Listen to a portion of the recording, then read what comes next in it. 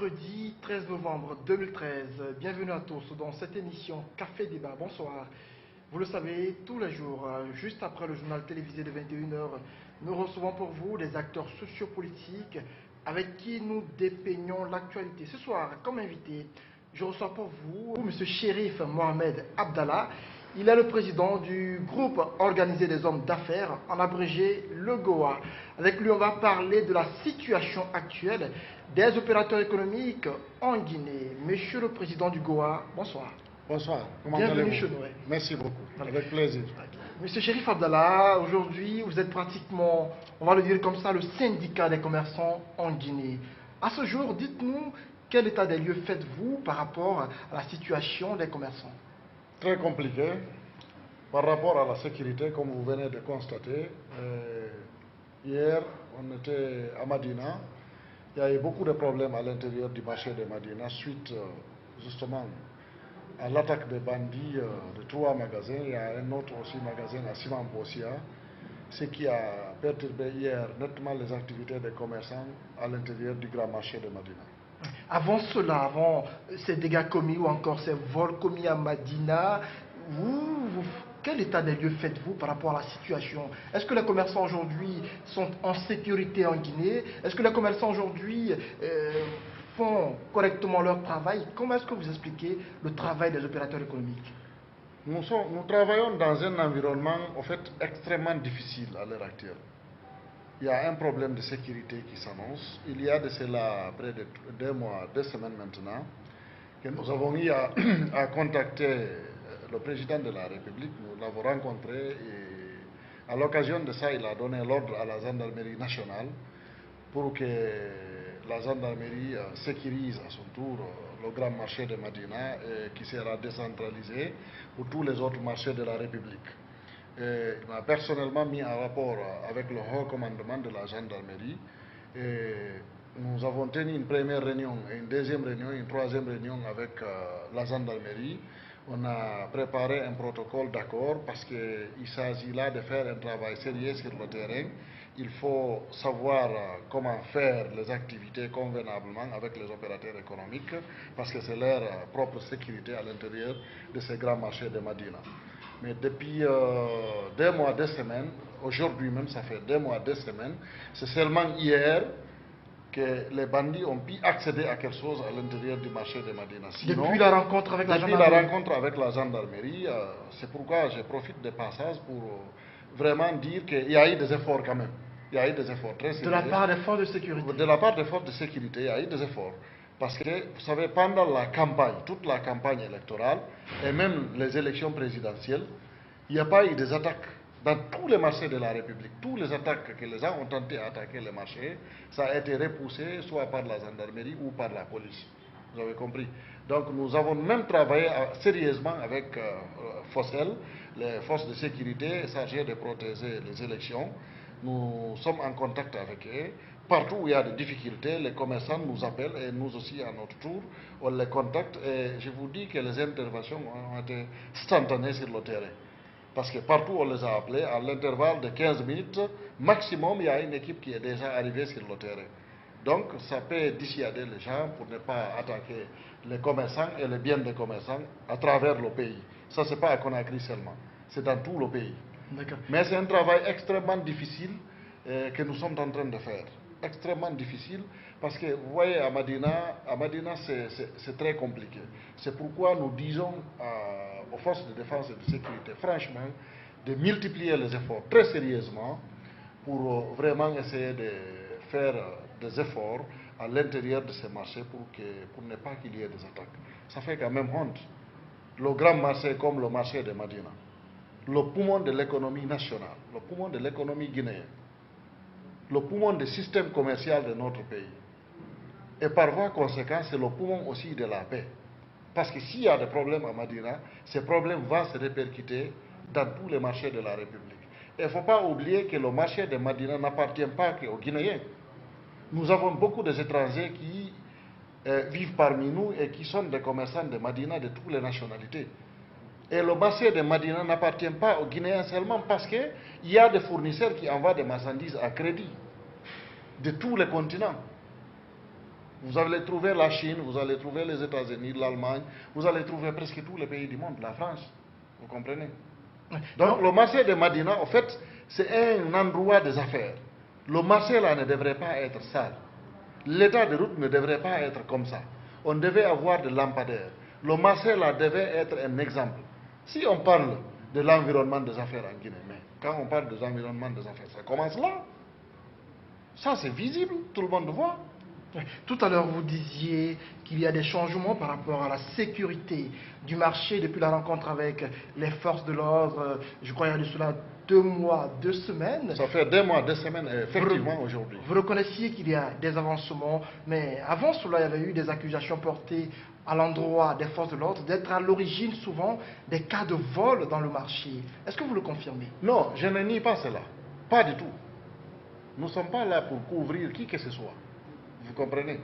Nous sommes là pour un objectif bien déterminé. Nous avons tenu une réunion avec la gendarmerie pour la sécurité de Madina bien précise. Et l'ordre a été donné, les gendarmes ont effectivement sécurisé le marché de Madina pendant 2 mois, 2 semaines. Sans problème. Je parle tous les attaques je parle des accusations qu'on porte aux agents des forces de l'ordre. Est-ce que vous confirmez que souvent, ceux-ci sont à la base ou sont même les acteurs des cas de vol dans le marché? Non, je ne peux pas confirmer parce que ce n'est pas moi qui les accuse. Peut-être ceux qui les accusent ont des preuves. Ce n'est pas à moi de dire oui ou non. Et il faut savoir une chose. Le jour que nous verrons des preuves, nous aussi on va agir de notre manière. Donc jusque-là, les Mais plaintes pour le ne moment, sont pas accentuées de preuves. pour le moment, nous on ne prend pas ce qu'on dit comme ça. Vous comprenez? Ce ne sont que des spéculations. Non, je ne dis pas que c'est des spéculations. Pas du tout alors. Vous comprenez? Si on accuse les gens, en général en Guinée, dès qu'il y a des rumeurs, quand vous allez en profondeur, vous allez trouver la véracité de ces rumeurs-là. Donc vous ne niez pas que ça peut être les forces de l'ordre? Je ne nie pas du tout. Vous comprenez? Mais je n'accuse aussi personne. Mais de l'autre côté, s'il y a un bon travail, un travail réel qui est fait sur le terrain, il faut le reconnaître aussi. Parce que dans la vie, là, il ne faut pas être démagogue. Il ne faut pas s'attaquer aux gens pour s'attaquer aux gens seulement. Non. Il faut dire les choses telles qu'elles sont. S'il y a un bon travail, il faut reconnaître qu'il y a eu un bon travail pendant un bon moment. Parce qu'avant même qu'il y ait des attaques, suite aux grandes attaques de Madina, là, au pillage qu'il y a eu au grand marché de Madina, nous avions rencontré la gendarmerie auparavant. Parce qu'il y a eu d'autres problèmes de casse de magasins. Et ils ont pris la responsabilité pour surveiller le marché nettement pendant 6 mois, il n'y a rien. Absolument rien. Vous comprenez? C'est lorsqu'il y a eu des grands pillages là, ça a tout perturbé, ça a tout bouleversé. Donc il fallait reprendre les choses. Ce qui a fait qu'il y a eu tellement de problèmes, il y a eu tellement de tiraillements. Nous-mêmes, on était occupés à recenser les commerçants victimes de pillages et tout ce qui s'ensuit. Donc finalement, il fallait faire maintenant face. C'est pourquoi nous sommes allés vers les autorités les plus hauts niveaux pour vraiment nous recommander sérieusement auprès de la gendarmerie ou la police pour que ceux-ci-là, à leur tour, travaillent avec nous à l'intérieur de ces marchés-là, nos démembrements, je veux dire, à l'intérieur de ces marchés-là, pour que les commerçants soient en sécurité, pour que les commerçants soient protégés. Pour le moment, nous sommes en action, nous sommes en train de travailler. Il y a eu quand même des protections pendant 2 mois. Mais avant-hier, il y a eu faille. Et cette faille, ça a failli créer de grands problèmes. Et cette faille, comment l'expliquez-vous, la faille? Écoutez, nous sommes des opérateurs économiques. Nous, ce qu'on peut, c'est d'encourager à ce que les taxes soient payées. C'est former les opérateurs économiques, les sensibiliser sur leurs droits et leurs devoirs vis-à-vis de l'État et de leurs partenaires. C'est le rôle régalien de notre organisation. Et on n'a jamais manqué à ça. Nous avons fait des travaux sérieux. L'année dernière, nous avons eu à travailler avec même la Direction nationale des douanes. Nous avons eu à travailler avec la Direction nationale des impôts.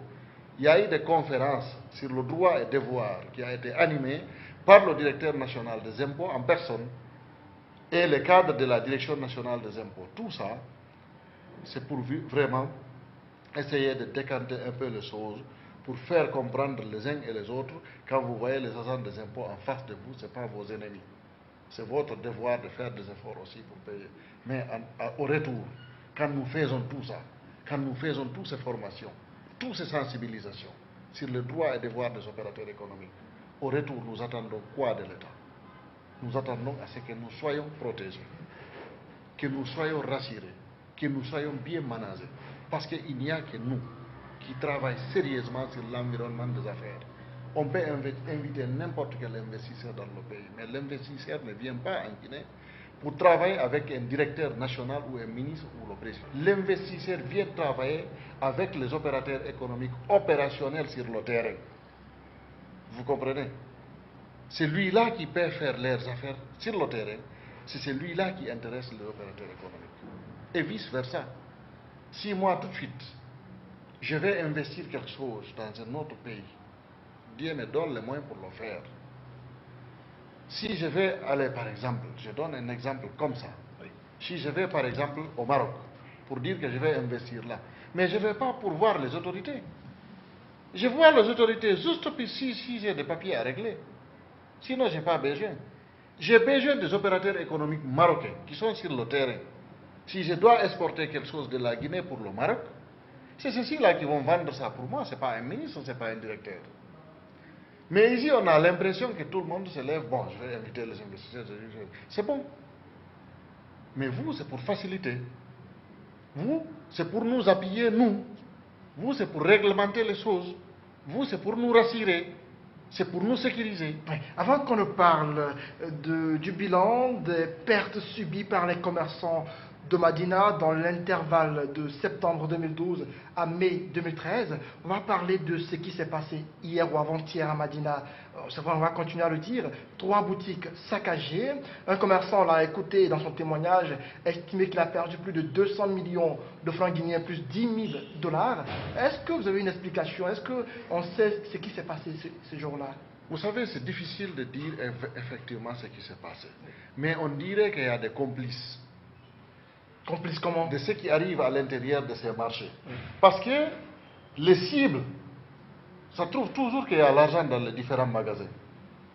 Ça, c'est difficile à expliquer. Parce que c'est rare que les bandits viennent attaquer quelque part où il n'y a pas d'argent. Où il n'y a pas d'argent. Vous comprenez? C'est pourquoi nous avons dit aux commerçants, essayez de mettre de l'argent dans les banques. Et là encore, nous avons dit à certains directeurs de banques que nous avons pu rencontrer quand même, qui sont vraiment à notre disposition à 100% par rapport à ça, les commerçants se sont plaints à nous. Ils ont dit que quand on dépose de l'argent dans certaines banques et qu'on vient retirer, on va nous parler des problèmes de réseau, il n'y a pas de lien entre le sécurisal ici et le siège. Il faut qu'on attend, tout le monde a des visas serrés là et qu'on sort. J'ai dit, écoutez, j'ai parlé avec les responsables de ces banques. Je dis, quand on vient déposer notre argent ici, on ne nous parle pas des problèmes de réseau. Quand on vient retirer aussi notre argent, qu'on ne nous parle pas des problèmes de réseau.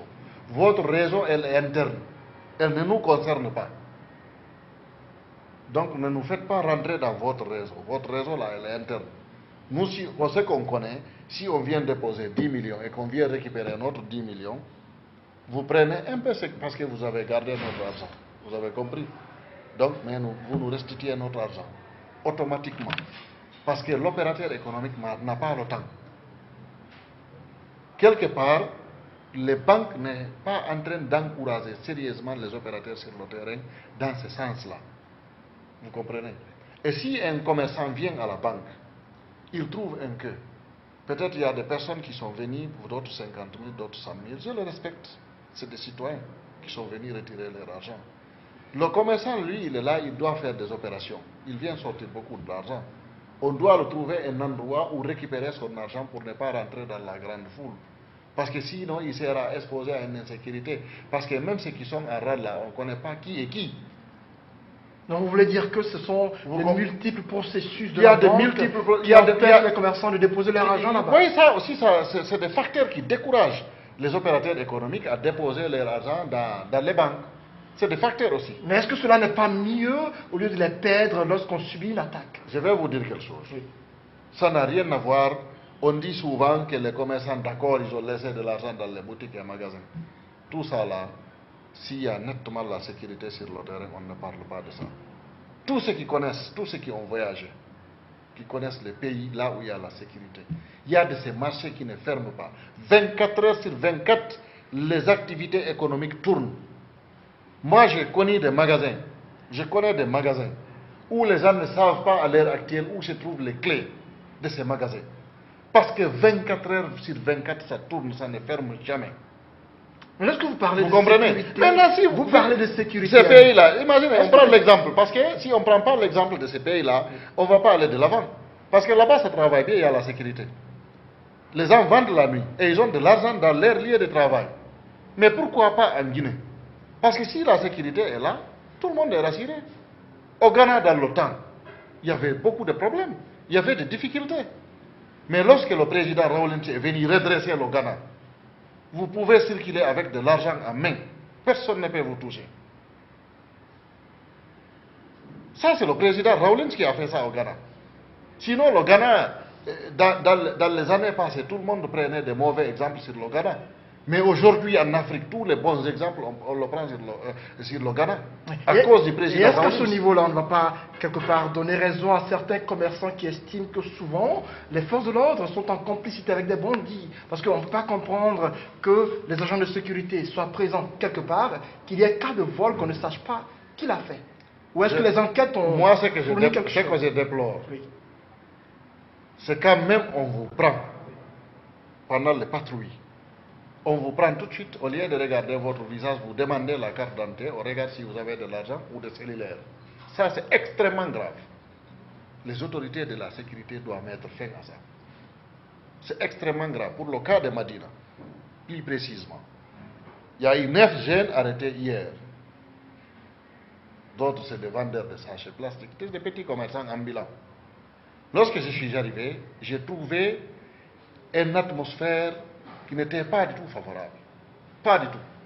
Les gens étaient fâchés parce qu'ils ont dit que les 9 personnes étaient déjà au niveau de la gendarmerie de Madina. J'ai prié aux jeunes commerçants de rester calmes. Difficilement, j'ai pu les canaliser parce que les gens étaient prêts à aller s'attaquer à la gendarmerie de Madina. Et ce n'était pas bien. Vous comprenez? Je leur ai dit que je vais tout faire pour récupérer les jeunes et les faire venir. Mais on nous a appris que ces jeunes avaient tenté de troubler l'ordre public lorsque, par exemple, ils ont demandé à ce que tous les commerçants ferment les boutiques parce que certains ont subi des dommages. Bon, l'information là, je ne l'ai pas eu. Je suis venu, j'ai trouvé le mouvement. Parce que nous étions en conférence de presse avec tous les médias, à notre siège. Nous avons reçu l'information au même moment que les journalistes. Parce que nous avons reçu l'information et on veut qu'il y ait la transparence. J'ai informé automatiquement toute la presse qui était avec moi, transportons-nous à Madina. Donc, la suite de la conférence de presse était maintenant à Madina. Parce que c'était sur la sécurité des commerçants à l'intérieur du marché. On n'a pas programmé ces conférences-là parce qu'on savait que les magasins étaient attaqués. Non. C'est le matin qu'on nous a informé que les magasins de Madina ont été attaqués. Parce qu'on voulait donner l'information par rapport aux activités qu'on a eu à faire avec la gendarmerie ces 2 derniers mois. Et à quoi aboutit la rencontre avec la gendarmerie hier, lorsque vous êtes arrivé sur le terrain? Lorsque nous sommes arrivés sur le terrain, on nous a informé ça et les gens étaient fâchés. Je leur ai dit de rester calmes et de nous attendre. J'ai pris les membres de la section, le président de la section Goa, parce que le Goa est décentralisé. Le président de la section Goa et ses membres de la section et quelques sages. On s'est transporté au niveau de la gendarmerie de Madina. Mais avant d'arriver là, j'avais appelé le secrétaire général du haut commandement de la gendarmerie, qui a à son tour contacté le haut commandant en second. Ils m'ont rappelé automatiquement, j'ai parlé avec eux, et ils m'ont dit que dès que j'arrive là-bas, ils vont mettre les gens à ma disposition. Je leur ai dit merci pour ça. Parce qu'au nom de la paix, on doit faire de bonnes actions. Donc nous sommes arrivés au niveau de la gendarmerie de Madina et effectivement il y avait 4 jeunes, ce n'était pas 9. Les 5 autres étaient au niveau du commissariat central de Bonfi. Donc, ils ont mis ces jeunes à ma disposition.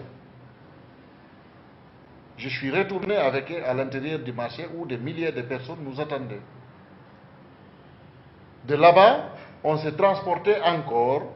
On a dit aux gens de ne absolument rien faire, de réouvrir même les magasins. Beaucoup n'étaient pas pour, mais puisqu'on a parlé, avec le respect que les gens ont pour nous, ils ont quand même accepté.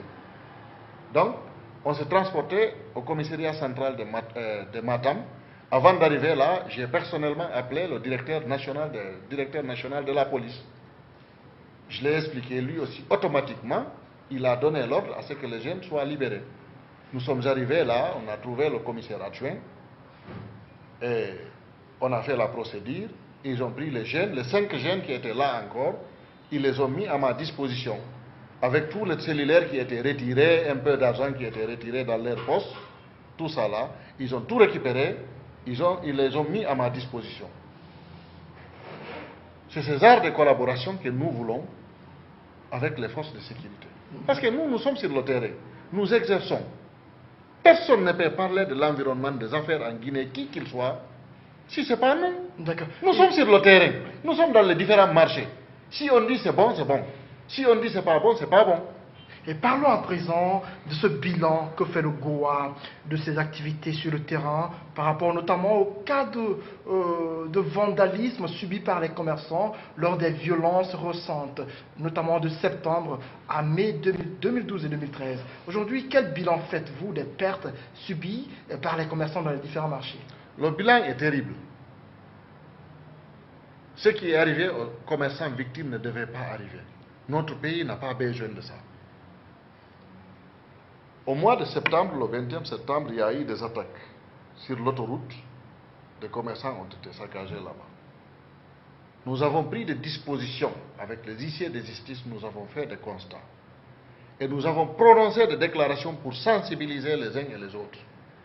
Et nous avons invité le Conseil des sages et de réconciliation d'Igoa, composé de vieux sages de toutes les régions de la Guinée, de toutes les ethnies de la Guinée. Nous avons discuté avec le bureau exécutif d'Igoa. Nous avons prononcé une déclaration pour avertir les uns et les autres, pour attirer l'attention des autorités au plus haut niveau, que c'est un danger, on ne doit pas laisser continuer cela. Nous avons dit que puisqu'il y a des tensions, de prendre des dispositions. Nous avons sensibilisé. Très malheureusement, on ne nous a pas écoutés parce que le grand événement de Madina est arrivé par la suite. Nous, on ne parle pas pour parler, on ne parle pas pour faire plaisir. Si on dit attention, il faut faire attention parce que nous sommes sur le terrain. Si vous ne faites pas attention, c'est que vous voulez que ce soit gâté. Faites de la prévention. Vous comprenez? Il faut faire la prévention. Vous comprenez? Donc, l'attaque est arrivée. Il y a eu des pillages. Il y a eu 362 cas de victimes de pillages, de pères et de mères de famille, ce qui est terrible. Vous comprenez? Donc, on s'est attelé encore à faire un grand travail, non seulement de sensibilisation pour l'apaisement, essayer de faire la cohésion entre les gens, pour ne pas qu'il y ait de division ethnique et de haine entre les gens, essayer de sensibiliser les opérateurs, les rassurer à tous les niveaux et faire un travail sérieux avec les huissiers de justice et les membres de notre organisation à tous les niveaux, que je remercie d'ailleurs et je remercie l'ensemble des opérateurs économiques.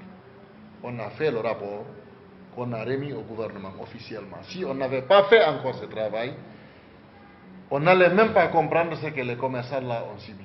Et que disait ce rapport? Combien avez-vous estimé la perte? Le rapport, je vous donne le rapport synthèse, c'est près de 47 milliards parce qu'il y a eu 3 événements successifs. Il y a eu les événements en septembre 2012, il y a eu les événements de 27 février, il y en a eu après le mois de mai. Donc tous ces rapports synthèse là, ça nous donne 46 milliards, 700 et quelques millions. Mais je vais vous dire quelque chose. Les gens pensent que c'est compliqué c'est pas compliqué pour l'État pour faire face à ça. Il y a des solutions. Mais si on ne nous appelle pas pour s'asseoir et discuter, trouver la solution et dédommager les commerçants facilement, sans qu'il y ait de difficultés, ça sera compliqué si les gens veulent compliquer ou si les gens veulent encore politiser ça, malgré que nous avons été victimes justement politique, des politiciens. Et aujourd'hui, Vous comprenez? oui, Donc nous ne voulons pas que les gens continuent à politiser ça. Il faut savoir qu'il y a des citoyens guinéens qui ont été victimes de quelque chose. Et puisque vous êtes capable, au nom de la paix, de faire quelque chose pour ces victimes, faites-le au nom de la paix. Il faut savoir que le monde entier est en train de nous regarder. Le monde entier est en train d'observer ce qui se passe en Guinée. La Guinée, il y a 20 ans, ce n'est pas la Guinée d'aujourd'hui. Aujourd'hui, nous avons toutes les télévisions que vous voyez là, telles que vous. Nous avons l'Internet. Tout ce qui se passe à Madina, en Australie, tu es informé. En Arabie Saoudite, tu es informé. Au Japon, tu es informé. Aux États-Unis, tu es informé au même moment que ceux qui sont installés à Conakry. Parfois, ceux qui sont installés dans les quartiers de Conakry sont informés en dernière position que ceux qui sont à New York. Vous comprenez? C'est pourquoi j'ai dit toujours, je pense que nous sommes avec certaines personnes qui sont encore dépassées, qui ne comprennent pas la réalité du terrain. Le changement dont on parle. Certaines personnes, je vais vous dire de qui? Le changement dont on parle, c'est un changement réel qui est sur le terrain. Il y a même un changement de génération. La génération qui est là, c'est la génération d'Internet. C'est des jeunes informés. C'est des intellectuels. Ils ont fait l'école. Ils ne sont pas la même chose qu'avec certains de leurs parents. Ce n'est pas la même vision. Ce n'est pas la même façon de voir les choses. Si vous ne comprenez pas la réalité là, je ne pense pas que s'il y aura l'entente. Et comment, d'après vous, l'État peut dédommager tout le monde? Mais c'est facile. Vous estimez que c'est facile? J'estime que c'est facile. S'il y a la volonté, ce n'est pas compliqué. S'il y a la volonté, ce n'est pas compliqué. Comment on peut se faire le dédommagement? Même au niveau de la douane, on peut ouvrir quelque chose très rapidement. Dire, bon, toi tu importes jusqu'à un certain niveau. Sans payer? Non, tu payes. Peut-être tu payes la moitié ou tu payes 25%. Tu comprends? Le reste, on garde ça pour les opérateurs victimes, on fait le calcul. Ça, c'est des ouvertures extraordinaires et c'est facile. C'est comme de l'eau à boire très rapidement, avec l'encouragement, avec l'engouement que ça va donner, parce que ça va encourager tout le monde, ça va donner un engouement extraordinaire et ça va faire une ouverture. Ça, c'est le cas du port. Est-ce qu'il y a autre méthode à employer? Mais l'État a de l'argent. Nous, on est en train de jouer notre rôle. Je suis en train de vous dire quelque chose. Est-ce que l'État va les années passées là, ouvrez le site du GOA. Oui. Il suffit de rentrer, vous mettez goainfo.com. Vous rentrez dedans, vous allez dans les archives, vous allez voir les photos de formation et des activités qu'on a eues avec les différents directeurs de douane ici à Conakry. Le travail sérieux qu'on a fait sur le terrain. Ça a donné de bons résultats les années passées. Jusqu'à l'année dernière, la douane a fait un dépassement de leurs prévisions. La Direction nationale des impôts a fait un dépassement dans leurs prévisions. Même les années passées, les années antérieures, ils en ont fait des dépassements. Vous comprenez? C'est parce qu'il y a eu des efforts des uns et des autres. Mais c'est une partie seulement qui reçoit les félicitations. Nous qui sommes sur le terrain, qui font la sensibilisation de façon permanente, on ne nous dit rien. Et qu'est-ce que l'État vous a dit lorsque vous lui avez remis le rapport? Parfois, oui. Non. Est-ce qu'ils ont remis? C'est décevant. Le rapport a été remis à l'État. Qu'est-ce qu'il a dit? Nous, on a fait un travail. Un travail bien soigné. Nous avons fait le rapport. Lorsque nous avons rencontré le président de la République, il a mis une commission en place qui a été présidée par le ministre du Commerce, qui devait faire un rapport, faire le même travail que nous avons fait. Le rapport du GOA allait être peut-être un contre-blanche pour savoir qui a raison, qui n'a pas raison dans le rapport. Mais jusqu'à présent, je n'ai pas entendu parler du rapport du ministre du Commerce. Je ne sais pas si c'est fait ou pas. Vous comprenez? Mais le rapport du GOA, elle est fait. Et on l'a donné au ministre du Commerce. Officiellement. On a amplifié pour le ministre, Premier ministre chef du gouvernement, le ministre de la Justice, le ministre de l'Économie et des Finances, le ministre des Budgets. Ce n'est pas, il y a d'autres ministères encore. Vous comprenez? On a donné des copies au ministère de l'Industrie encore. Ça, le gouvernement est largement informé. Nous avons remis une copie à la Cour suprême. Nous avons remis une copie au Conseil économique et social. Nous avons remis une copie au CNT. Une autre copie au PNUD, le système des Nations Unies en général. Nous avons remis une copie à M. Saïd Guinit, le facilitateur. Nous avons remis une copie à la Banque mondiale. Nous avons remis une copie à l'Union européenne et les différentes ambassades. Ensuite, oui. On a, c'est devant la presse, tout ça là, ça s'est passé. Vous avez compris? On a ventilé ça sur l'honnête. Pour que tout le monde soit au même niveau d'information. Et comment vous expliquez ce silence? Est-ce un manque de volonté de la part du gouvernement d'indemniser les commerçants, ou est-ce qu'on vous a promis que pendant une période on va le faire? Bon, ça peut être un manque de volonté quelque part, parce que, au fait, si ce n'est pas dans les accords politiques globaux qu'il y a eu des négociations entre opposition, pouvoir, gouvernement et la communauté internationale, on ne nous dit rien. Mais heureusement, ça figure dans les accords politiques globaux. Parce qu'on a fait un travail bien soigné, bien sérieux. Donc, il fallait absolument mettre là, prendre ça en compte. Parce que les commerçants ont été victimes des activités politiques dans le pays. Vous comprenez? Ils n'ont absolument rien fait. Moi, le jour-là, on a commencé à m'appeler, j'étais à mon bureau. Les gens ont commencé à m'appeler, on brille là, on nous attaquait, on nous a fait ça, on nous a fait ça. J'ai appelé la police, j'ai appelé la gendarmerie. Qu'est-ce qu'on pouvait faire? Rien. Finalement, les commerçants ont voulu répliquer de façon extraordinaire. J'ai dit non, nous ne sommes pas là pour jeter des cailloux, pour faire la violence. Replions et restons à la maison. Chut, il n'y a pas de bagarre. Tout le monde est resté à la maison. Et le gars a fait le travail. Je pense que ça a donné une bonne solution. Parce que si on n'avait pas fait ça, on allait tout droit une catastrophe qui ne sera pas, la Guinée n'allait pas se retrouver jusqu'à maintenant. Il faut savoir que les commerçants là se comptent au nombre de millions. Et tout le monde est lié à Madina. On ne touche pas à Madina. Je dis que c'est le poumon du système commercial, c'est le poumon de l'économie, mais aussi c'est le poumon de la paix. Aujourd'hui, à quel stade vous êtes avec le gouvernement? Est-ce que les négociations se poursuivent? Ou à quel niveau vous êtes? On ne nous dit absolument rien. Il y a un silence de cimetière de ce côté par rapport aux opérateurs économiques victimes. Absolument rien.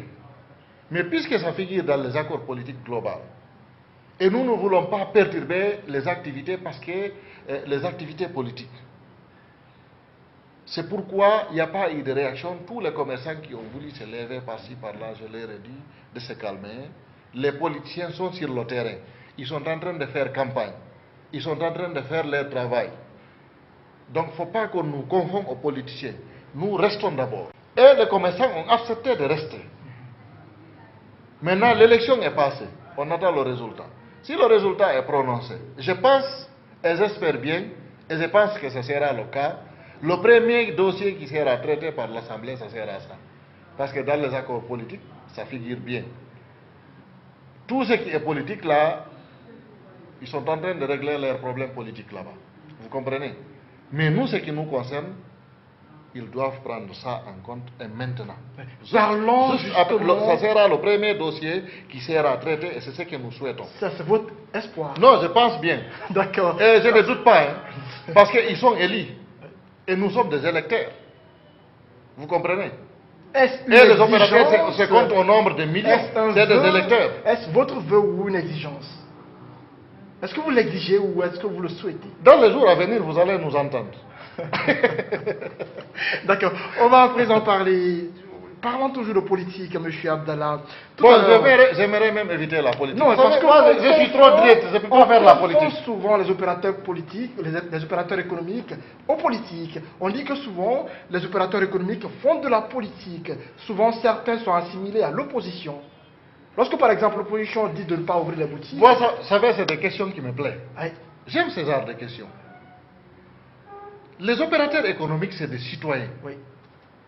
S'ils veulent exercer des activités politiques, ils sont libres de le faire. N'importe quel commerçant qui veut être candidat pour être président de la République en Guinée, nous sommes en démocratie, il est libre. Mais lorsque c'est abusé quelque part, non, je suis en train de vous dire quelque chose. Oui. Nous, au Sendigua, nous sommes une organisation non gouvernementale, apolitique, à but non lucratif, et ça c'est respecté. Le GOA a fait 10 ans cette année. Le GOA est créé le 13 septembre 2003. Vous avez compris? Et pendant nos réunions, vous allez trouver dans la salle des gens qui soutiennent à 100% l'opposition, des gens qui soutiennent à 100% la mouvance. Vous comprenez? Mais personne ne parle politique.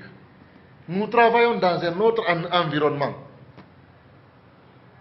On parle comment défendre les opérateurs, comment trouver les marchés pour un tel ou tel, comment faire venir un tel investisseur. C'est les discussions. Comment vous pouvez ouvrir des comptes dans les banques. D'autres ont des problèmes avec les impôts, d'autres ont des difficultés avec la douane. C'est des problèmes comme ça que nous réglons à longueur de journée. Personne ne parle politique. Alors vous ne reconnaissez pas qu'il y a de la politique au sein du Goa ou pas? Non. Au Goa, ça n'existe pas, personne ne peut dire. Je suis le président. Comment expliquez-vous? Non, attendez-moi. Est-ce que je ressemble à quelqu'un qui a peur de dire ce qu'il pense? Nous sommes en démocratie, je dis. Vous comprenez? Nous sommes en démocratie. Si moi, je vais faire la politique tout de suite, personne ne peut m'empêcher de faire la politique. Personne. Vous comprenez? Au même titre que les autres. Si je vais rejoindre un parti politique, je peux le rejoindre de façon la plus officielle. D'abord, le jour que je déciderai de le faire, je vais inviter tous les médias, publics comme privés, nationaux comme internationaux. Si je vais le faire. Il ne faut pas qu'on effraie les gens. Nous sommes en démocratie. Si on dit aux opérateurs économiques de ne pas faire la politique, c'est-à-dire c'est la fin de la démocratie. Vous comprenez? Cela veut dire que c'est la fin de la démocratie. Nous avons des opérateurs économiques qui sont présidents des partis politiques. Ils sont là. Tout le monde les connaît. Mais c'est aussi simple que ça. Ou bien il faut être sommaire pour être leader. Il faut prouver quelque chose sur le terrain. Vous comprenez? Pour être quelque part. Il faut démontrer la capacité. Pour être quelque part. Moi, je pense que c'est aussi simple que ça. Est-ce que vous ne pensez pas que cette méthode, cette façon de faire souvent, parce que vous reconnaissez qu'au sein des opérateurs économiques, il y a certains qui font de la politique parce que c'est permis, mais lorsque souvent, dans les actions, cela joue sur la vie des populations, est-ce que vous ne pensez pas que quelque part, il y a de l'abus? C'est la politique en général qui joue sur la vie de la population. Est-ce que vous ne pensez pas qu'il y a de l'abus qui est fait? Non, écoutez, je vous dis que s'il y a la sécurité sur le terrain, nous avons de beaux routes à l'intérieur du marché de Madina. Le marché de Madina est propre. Nous avons des lampadaires. On ne touche absolument rien au marché. Tous les marchés, les gens sont en sécurité. Les gens seront frustrés. Pourquoi? Pourquoi? Ils vont continuer à faire leur travail. Je vous dis qu'il y a des marchés qui travaillent 24 heures sur 24. Mais ce n'est pas le cas de la Guinée parce qu'il n'y a pas de sécurité. Vous comprenez? Sinon, vous pouvez trouver des supermarchés, banalement, même dans les pays voisins, qui travaillent 24 heures sur 24. Il y a l'argent là, mais personne ne touche. Personne ne s'attaque aux opérateurs. Les gens sont rassurés. Personne ne te regarde avec un visage serré. En Guinée, là, on n'a pas encore compris, quoi. Je ne sais pas qu'est-ce qui se passe. Sinon, personne ne doit être ennemi de l'autre dans ce pays. Nous sommes des frères et des sœurs. Quand tout de suite là vous sortez, vous rencontrez tout de suite un forestier, un malinqué, un peul, vous causez avec lui.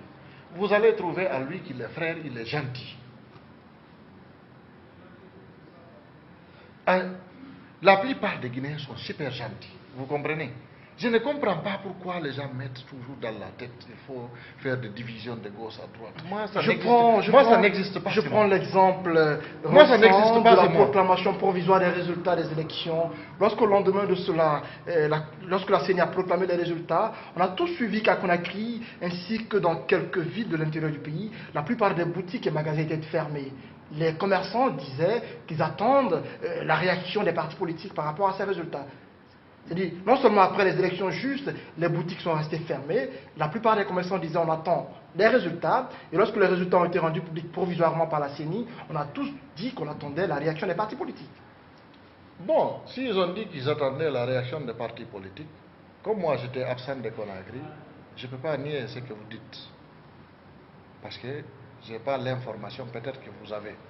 Mais moi, j'étais à l'intérieur du pays en train de faire d'autres travaux de sensibilisation parce qu'il y avait des tensions entre des communautés. Parce qu'au-delà des activités économiques, le GOA, c'est une organisation aussi de défense des droits de l'homme. Tout ce qui est action humanitaire, tout ce qui peut réconcilier les gens, tout ce qui peut souder le tissu social, tout ce qui peut enlever le racisme entre les citoyens guinéens, le GOA travaille dans ce sens. À Kamsar, il y avait une tension qui était annoncée entre des communautés. Lorsqu'on m'a parlé de ça, j'étais obligé d'aller.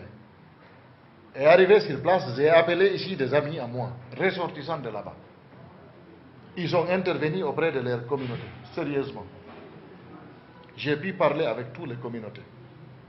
Et j'ai pu encore, avec le concours de chasse de Kamsar, les rassembler au niveau même du CRD de Kamsar. On a parlé, nous avons des photos, nous avons les images. Vous comprenez? On a parlé, on a réconcilié entre les communautés. Chacun a demandé à l'autre pardon. C'était que des rumeurs qui étaient en train de circuler entre les gens. Chacun a demandé pardon. Puisque j'ai vu que toutes les communautés, chacun a demandé pardon, les gens se sont serrés la main, on a réconcilié. J'ai dit, bon, on va lire Al-Fatiha, on va mettre Bon Dieu comme témoin entre nous. On a fait ça. Et on s'est séparés dans ça. Les gens ont réconcilié. J'ai demandé aux commerçants qui étaient là d'ouvrir le marché. Si les commerçants se sentent en danger, de quoi que ce soit, vous pensez qu'ils vont ouvrir? Ils ne vont pas ouvrir s'ils se sentent en danger. Parce que si leur bien est saccagé, qui va les dédommager? Est-ce que vous ne pensez pas que cela souvent encourage l'État à souvent mettre sur le marché ses propres produits? Par exemple, on a tous suivi que l'État a importé le riz à un moment donné et l'État a commencé à faire venir les tenues scolaires. Est-ce que souvent le comportement des commerçants ne poussera pas l'État à faire le commerce? Ce n'est pas lié. L'État n'est pas commerçant. Si l'État rentre dans le commerce, ça sera une erreur monumentale. Mais comment expliquez-vous? Non, ils n'auront même, pas de résultats. Et que dites-vous de ce Écoutez, ils n'auront même pas de résultats. Que dites-vous de Quand moi je prends un camion de riz, je vous donne. Mon ami, le lendemain, quand vous aurez l'argent là, vous allez payer de jolies vestes comme ce que vous avez là, avec de jolies cravates, et vous allez trouver une belle voiture encore. Vous comprenez? Vous n'allez pas revendre ça et chercher votre bénéfice et repartir acheter la même chose. Parce que ce n'est pas votre domaine. Si c'est votre domaine, il n'y a pas de problème. Mais si l'État commence à faire le commerce, l'État va regretter pourquoi ils ont fait le commerce. Qu'est-ce que vous en pensez? Je pense qu'ils n'ont pas eu de résultats justement de ces importations. Ce n'est pas leur domaine. Ça, c'est le domaine des opérateurs économiques. Il s'agit aussi de choisir des opérateurs économiques sérieux.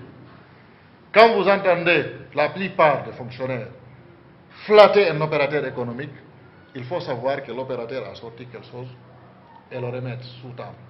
Vous comprenez? Sinon, il n'y a pas de raison. Tu vas entendre hélas tel et tel, hélas tel et tel. Moi, j'ai entendu ça la fois dernière. Ici, on se connaît. Moi, j'ai commencé à faire le commerce à l'intérieur du marché de Madina en mars 1990.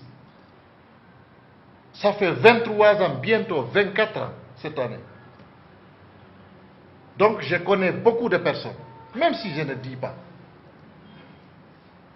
D'abord, à l'époque, j'étais distributeur de l'hygiène en TAG. Et je faisais d'autres activités d'alimentation. On faisait la cigarette Boston, Winston et Nimba. Et on faisait beaucoup d'autres marchandises divers à l'intérieur du marché de Madina. Vous comprenez? Ça, c'est en 1990. Depuis lors, je n'ai jamais quitté Conakry plus d'un mois. Jamais. D'accord. Depuis lors, je suis là. C'est pour vous dire, depuis lors, c'est Madina, Madina, Madina. Donc, je connais ce qui se passe à Madina. Je peux vous dessiner comme ça, le marché de Madina. Je connais ce qui tourne à Madina. C'est ce qui trompe beaucoup de personnes. Les gens pensent que nous ne sommes pas, on ne connaît pas ce qui se passe à Madina ou nous ne sommes pas de Madina. C'est ce que les gens racontent. Ils se trompent. Beaucoup sont en train de tourner ici. Je ne dis pas qu'ils n'ont pas de l'argent plus que nous. Parce que vous savez, quand tu choisis ce que tu fais et tu pratiques l'islam dans ce que tu fais, c'est difficile que tu peux gagner beaucoup de façon exagérée. Moi, j'aime bien l'argent, mais je ne prends pas n'importe quel argent. Vous comprenez? La preuve est simple. Vous ne pouvez pas être premier responsable du GOA si vous-même vous avez un passé flou. Vous n'osez jamais dénoncer un ministre, ou un président, ou un directeur, ou un responsable d'un service quiconque. Si vous-même, vous n'êtes pas clair. C'est aussi simple que ça. Il faut être clair comme l'eau de rose pour pouvoir dire la vérité aux gens. Sinon, Chérif Abdallah, voilà donc dernière question à vous, Monsieur Chérif, puisque c'est pratiquement fini pour cette émission Café Débat. D'aucuns souvent estiment que le Goa souvent protège tellement les commerçants qui se substituent à l'État. C'est-à-dire, on a tous suivi le cas de Madina récemment, lorsque par exemple, le gouverneur a demandé aux commerçants d'ouvrir la boutique. Ils ont refusé, il a fallu que le Goa demande d'ouvrir pour que les commerçants ouvrent les boutiques. Comment expliquez-vous cela? On ne peut pas acheter la confiance. Il faut faire un travail sérieux sur le terrain. La confiance, on le mérite. Je vous dis, la confiance, on le mérite. On ne peut pas acheter. Si c'était l'argent, beaucoup ont de l'argent ici. Vous voulez dire qu'on a beaucoup confiance en vous? Non, ça, la preuve est là. Lorsque nous avons demandé aux opérateurs de rester à domicile, mais tout le pays est resté à domicile. Mais d'ici jusqu'à Mozambique... Est-ce que là, c'est pas vous substituer à l'État? Non, suivez-moi, substituer de qui? Non. Nous sommes une organisation. Nous exerçons, nous avons... La sécurité du marché nous avons pas du Goa. Non, pas du tout. C'est pourquoi nous avons fait appel à la gendarmerie nationale. C'est pourquoi nous faisons appel à la police. Pas du tout. Tous ceux qui connaissent le Goa le savent. C'est une organisation transparente. Nous faisons nos débats devant les journalistes. Rien n'est cassé. Parfois, des gens montent dans le bureau. Nous savons que c'est des agents secrets. Parce que quand tu vois le visage, tu comprends. Tu comprends? Non, nous, on n'a rien à cacher. Absolument rien. C'est la transparence. Moi, là où je suis un vrai imam. Parce que je suis propre. Est-ce que vous ne craignez pas qu'un jour, à force de souvent, c'est-à-dire faire plaisir aux commerçants, vous croisiez le chemin de l'État quelque part? Par exemple, le gouverneur de Conakry qui souvent veut prendre la sécurité du marché. Non, on n'aura même pas de problème avec le gouverneur. Dans le temps, les gens pensaient que moi, je voulais être gouverneur de Conakry. J'ai dit, tout le monde n'a qu'à être à l'aise lorsqu'on faisait l'assainissement de différents marchés. Si c'est ça, je pouvais être, même je vais alors être gouverneur de l'Abbé parce qu'on a fait l'assainissement à l'Abbé. Je pouvais être aussi gouverneur de Zérékoré, on en a fait à Zérékoré ou à Boké. Ce n'est pas à Conakry seulement, on a fait l'assainissement dans tous les marchés de la République. Mais à ce moment, les gens ont dit que le Goa est en train de soutenir le gouvernement. Le président du Goa veut être gouverneur de Conakry ou ministre du Commerce. Et puis, certains se sont levés pour aller gâter le nom du président du Goa un peu partout. Lorsque nous avons pris la défense des opérateurs économiques victimes à Madina, ils ont dit que le Goa est en train de soutenir l'opposition. Vous savez, nous finalement, on fait l'insguidon. Vous comprenez? Parce que le travail que nous le faisons correctement. Si vous pouvez réciter Al-Fatiha, nous sommes propres comme ça, et c'est clair comme l'eau de rose. Il n'y a pas des arrière-pensées dans ça. C'est lui qui veut collaborer avec nous dans la sincérité. Qu'il soit gouvernement ou pas, nous sommes prêts à le faire et à faire un travail sérieux, sans démagogie, sans parti, pour l'intérêt supérieur de tous les opérateurs économiques guinéens. Et si on vous proposait d'être ministre, vous accepterez? Moi, je ne suis pas ministre. Moi, je suis moi, je suis shérif. Écoutez-moi. Si on vous le proposait? Non, je suis shérif. Je suis fils de Barabou. Moi, je préfère, quand je quitte le Goa, je prends mon salaire. Et si on vous le proposait? Je ne crois pas. Et si on vous le proposait? Non, on ne va pas me proposer. Et si c'était le cas? Je ne crois pas. Si c'était le cas? Non, ça ne serait pas le cas. Moi, je suis homme d'affaires. J'ai opté pour ça. Ça peut se faire. Chérif Abdallah, ministre du Commerce. Non. Il ne faut pas me mettre à mal avec mon frère Norman. Voilà donc, c'est sur ces mots que nous allons nous quitter au cours de cette émission Café Débat qui recevait pour vous Mohamed Chérif Abdallah, président du groupe organisé des hommes d'affaires, en abrégé le Goa. Merci beaucoup, monsieur Chérif. Merci bien. Merci à vous, téléspectateurs de Gangan TV. À demain avec un autre invité. Au revoir.